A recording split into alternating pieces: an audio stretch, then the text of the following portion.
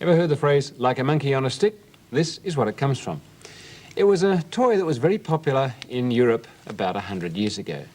This is simply made out of dowling. It's a little jointed monkey, and you poke a stick, which I've made out of a piece of plastic water pipe, and it turns somersaults and does acrobatics, and you can make them more complex than that.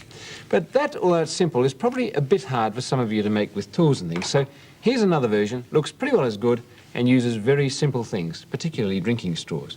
This is what it looks like. Cardboard monkey, drinking straw, handles. Let's make it do the same sort of thing. There we are, a monkey on a stick, and one that you can make yourself. Well, let's see how it's done. First of all, it's important to get straws that are like this. One's a drinking straw, the other is a thick shake straw, and the thin one slides inside the thick very easily. We'll come back to those, but you must have those, and plastic is stronger than paper. Let's put them to one side. The fig is easily made. Cut it out of cardboard as thick as you can cut with scissors, and make holes so that you can joint the whole thing together. That's the body of my little ape. Those are, well, that is the leg, and that's the arm. And I use a paper punch to get those holes, like this, because it makes nice clean holes. But you can, if you haven't got a paper punch, you can use sharp scissors. Just try and leave the holes as clean as you can, otherwise it's a bit messy when it moves. You join it together with those split pin fasteners. I've already done that, and you can see that poking him through from that side and turning him over loosely will leave you with a monkey that's very loosely jointed, and that's important. If you want it a bit neater, you can poke him through from the other side and stick tape over the legs, and that's what I've done on the horse. You can see they're coming through from the other side and covered over here with the tape which I've painted, and you really can't see where they've been, at least not terribly clearly. Or if you want to sew them, that's another method too. This is a very lightweight cardboard figure, and I've simply stitched through the shoulders and the hips.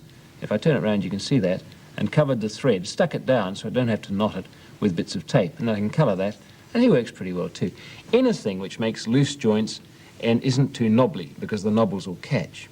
And in fact, this is a big problem with these sticks, because as you're poking the legs up past the shoulder, things can catch very easily. So if I turn it around, have a look at another important thing.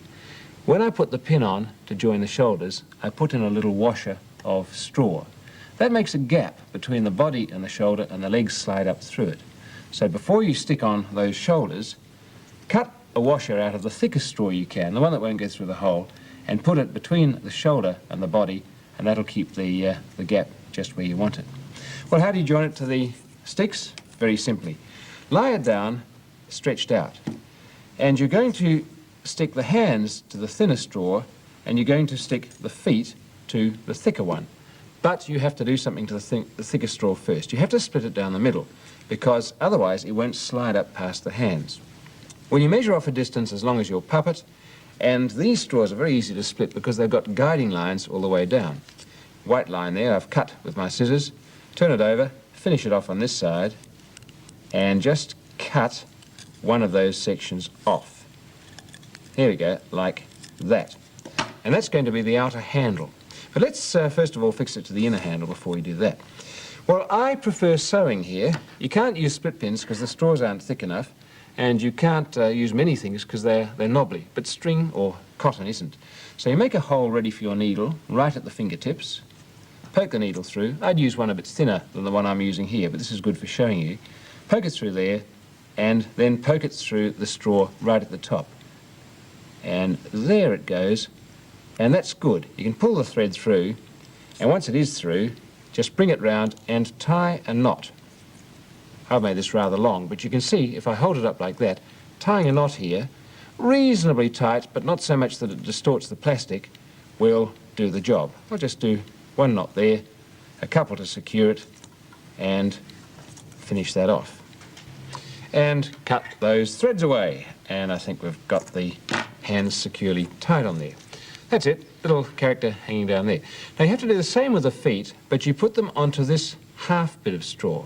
And make sure that the half bit of straw is poking towards the puppet, and before you sew them on, squash that top of the blue part.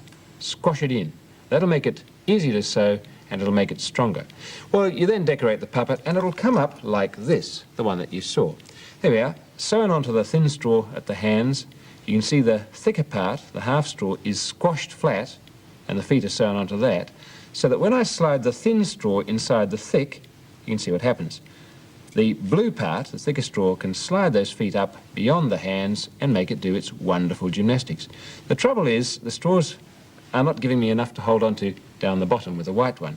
So just to finish off, get another thin straw, split its top, squeeze it and shove it into the first one to make a sort of telescope.